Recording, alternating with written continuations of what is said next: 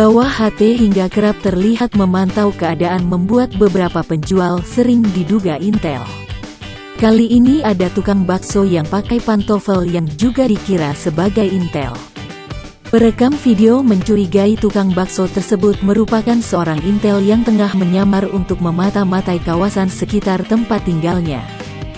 Keterangannya tersebut membuat netizen ikut berspekulasi penjual bakso tersebut merupakan seorang intel.